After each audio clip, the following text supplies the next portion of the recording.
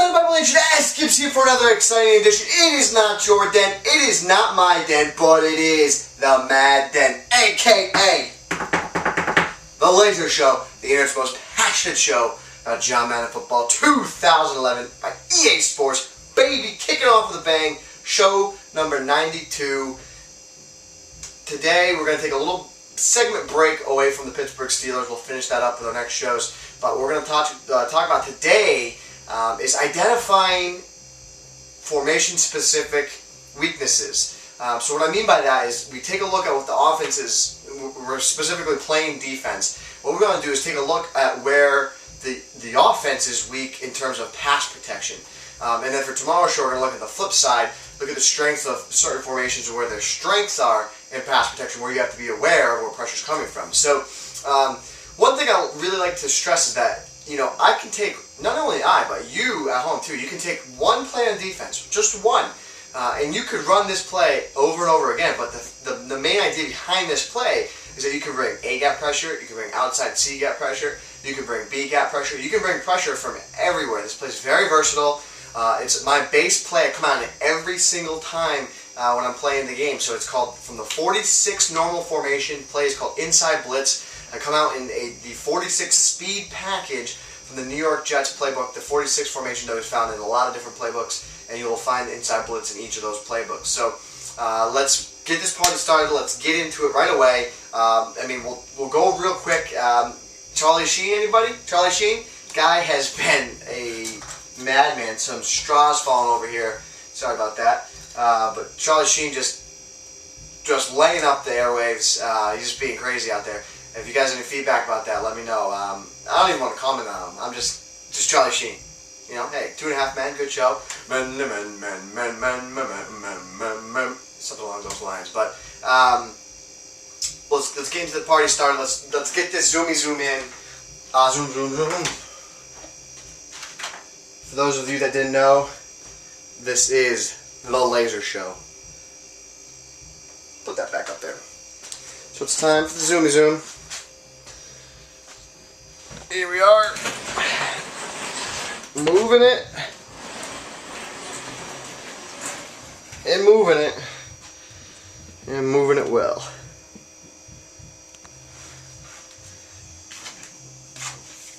Show number 92, MaddenBible.com. Follow me on Twitter, Sgibs7.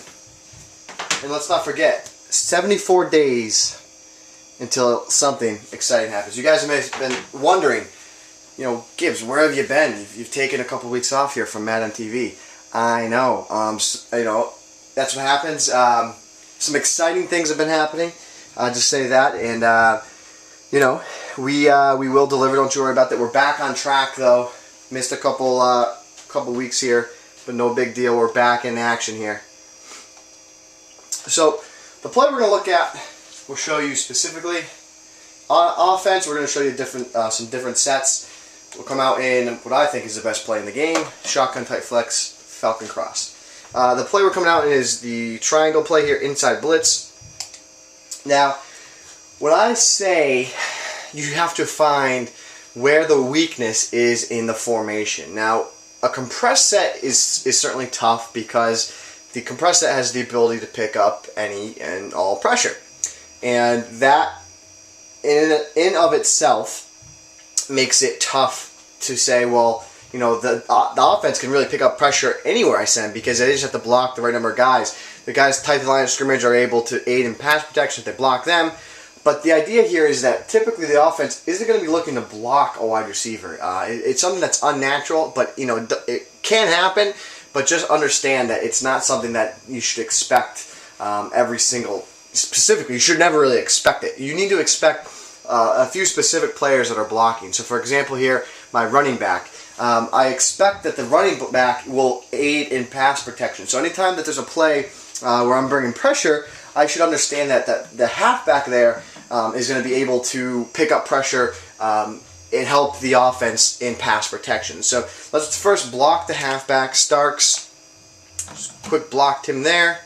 Now what I'm doing here on the defensive line is I'm going to spread the defensive line, and the way I do that is I hit L1. This is Madden 10 controls. L1 on the L1 here. and I hit up on the D-pad, that's going to spread my D-line out.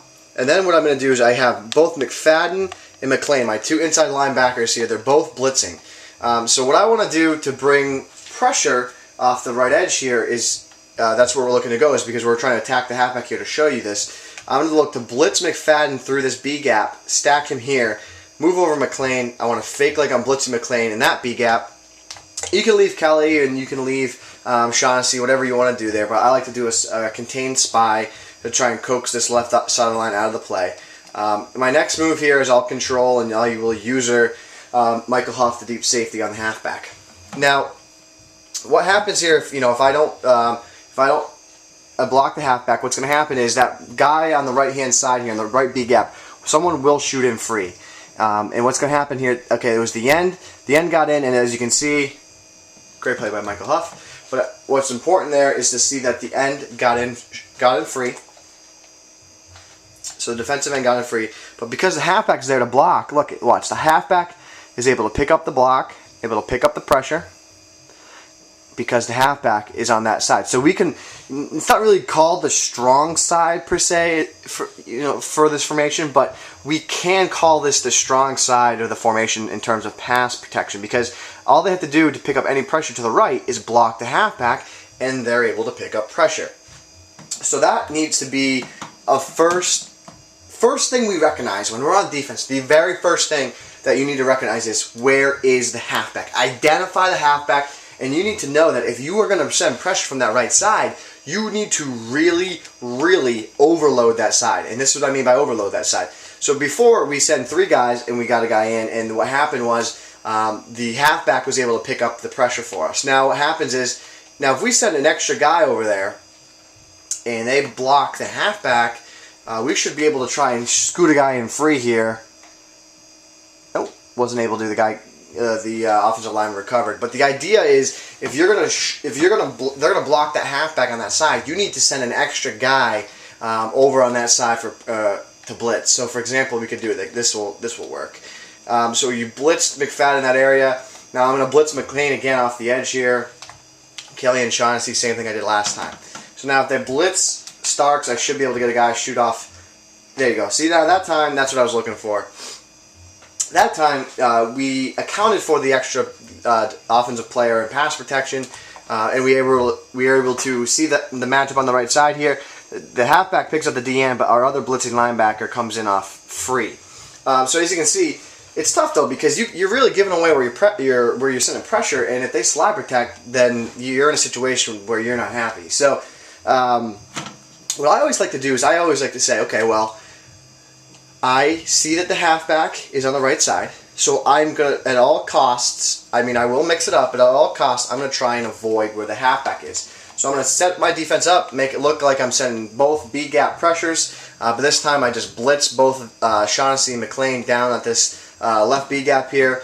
And now what we're doing is we're forcing the weak side guard and the halfback to recover on the pressure on the left. Now, I'm not saying that they won't recover, but what I'm saying is it's a little bit more difficult for the offense to recover on this type of play. So as you'll see here, pressure comes in. Oh, 1 second. Looks like, I think the guard and the center combination slid. Yes, the center slid over and picked up the pressure, so 1 second.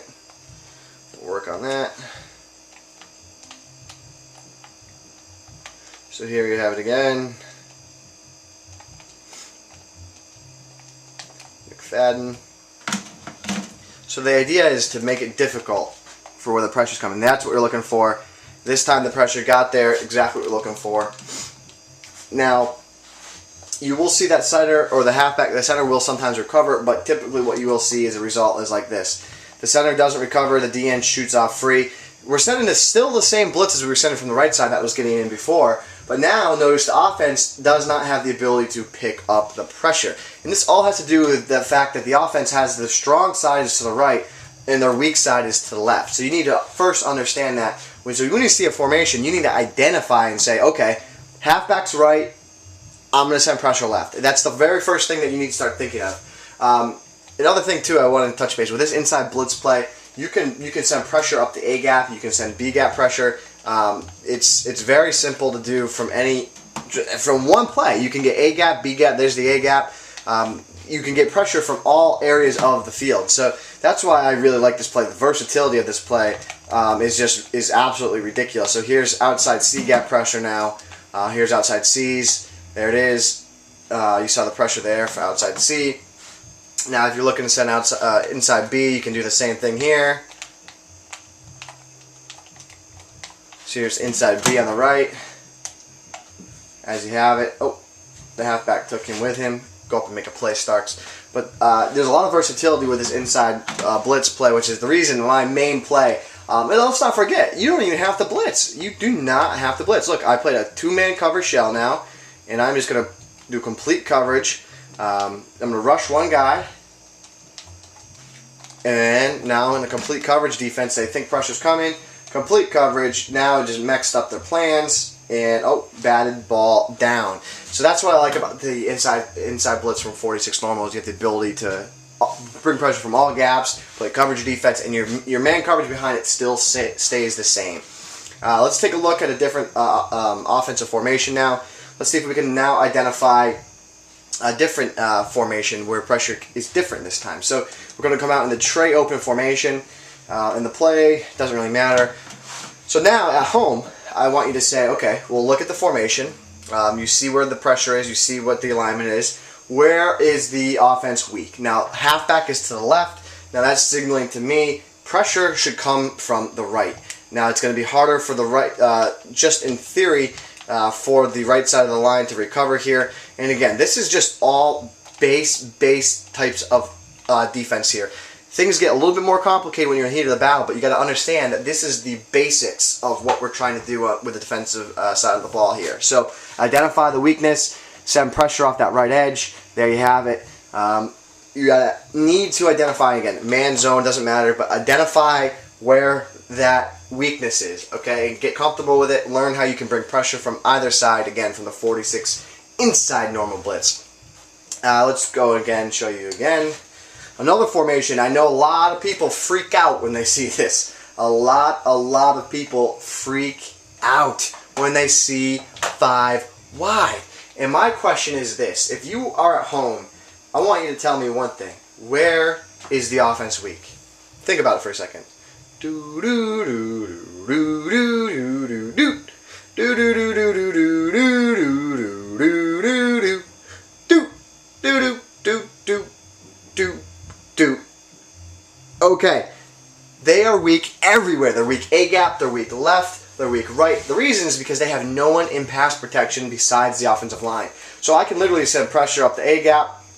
No worries about them actually picking it up because they don't have anyone else to block. Literally, they only have 5 guys. I send 6. I get 1 free every time. You know what? Maybe they complete a pass, but that's what you're living with. That's the type of that's exactly what you want, though. So here's another scenario. If I want to send the B gap pressure again, I can. They don't have anyone to help recover. So there's the B gap, comes in off the right edge there. Swain takes the ball down. That's the idea, is to identify where the weakness is of the offensive formation. So I hope you're getting into a habit of this. We'll show you in one more formation here. Under center formation. Things don't change. Under center formation, I want you to try and identify where the offense is weak. 1 second. Gotta find a play. I'm trying to find a play where everyone's going on a route. Okay. So, if you see this formation, I want you to say, think about it. Where is the offense weak?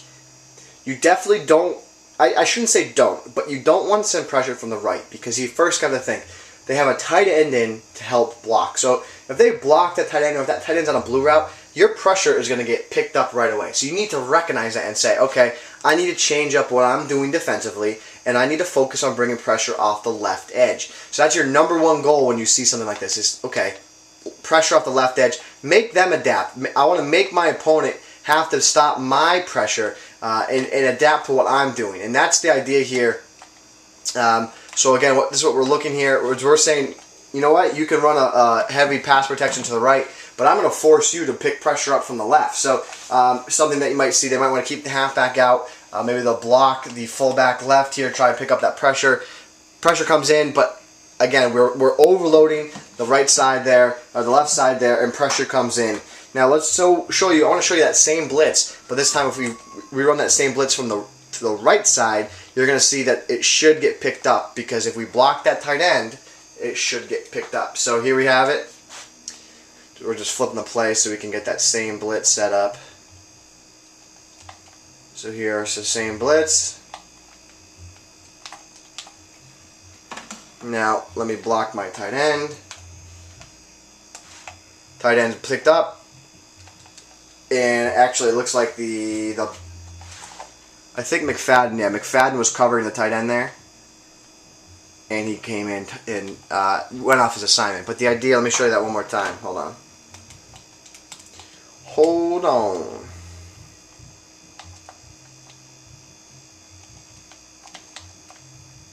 So let me show you. It's easier to pick up this pressure. So yeah, McFadden actually here, as you can see, he was lined up on the tight end. So let me just send him back just to show you what it looks like if you block the tight end here.